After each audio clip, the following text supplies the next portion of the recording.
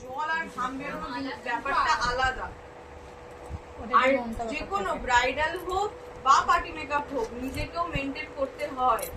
আমরা ওখানে পুরোপুরি 1 মাস পর আমি বসলাম হচ্ছে ভিডিওটা এডিট করার জন্য। এটাই হলো সেই জায়গা যেখানে প্রায় আজ থেকে 3 বছর আগে আমি আমার মেকআপ আর্টিস্টের যাত্রাটা শুরু করেছিলাম। তো সেখানেই আবার চলে এলাম।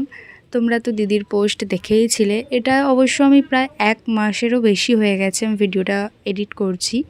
মানে তোমরা তো দিদির পোস্টে দেখেইছিলে যে দিদি আমাদের এখনকার নতুন যে টেকনিক বিউটি লক মেকআপ তার উপরে একটা ডেমনস্ট্রেশন রেখেছিল আমাদের পুরনো সমস্ত স্টুডেন্টদের নিয়ে। কারণ আমরা সবাই যে সময় কোর্স করেছিলাম সেই সময় এই টেকনিক তো ছিল না। আর এখন আমরা সকলেই ভাবছিলাম যে আবার নতুন করে কোর্স করতে হবে বা কোনো সেমিনার অ্যাটেন্ড করতে হবে, কিন্তু আমাদের দিদি আমাদের সবার কথা ভেবে একটা ডেমনস্ট্রেশন রেখেছিল যেখানে খুব ভালোভাবে আমাদের প্রত্যেকটা জিনিস বুঝিয়ে বুঝিয়ে ক্লাস করিয়েছিল।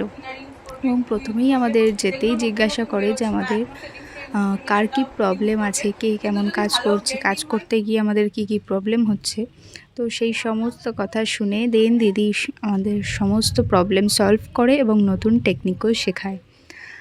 তারপর এই দেখো মডেল তো রেডি হয়ে গেছে কথা বলতে বলতে। রোজ নিজে সাজো। এই যে শুধুমাত্র ডেমনস্ট্রেশন না, তার সাথে সাথে আমরা কিভাবে কি করব, কিভাবে ফেসবুকে পোস্ট করব বা পেজ কন্ট্রোল করব সেই সমস্ত কিছু নিয়েও দিদি কথা বলেছে। তো আমরা ভীষণই হেল্প হয়েছে এই ক্লাসটাতে, আমরা ভীষণই খুশিও হয়েছি। তো তারপর আর কি শ্যুটও হয়ে গেল। আর এই দেখো ওকে কি তোমরা চিনতে পারছো এটাকে? তো এতদিন তো ওকে ভিডিওতেই দেখতাম, কিন্তু আজ সামনে থেকে দেখেও ভীষণ ভালো লেগেছে ওকে আমার। তো আমি তো কোলেও নিয়েছিলাম, আদরও করেছিলাম। তো চলো অনেক কথা হয়ে গেল, দেখা হবে অন্য কোনো ভিডিওতে।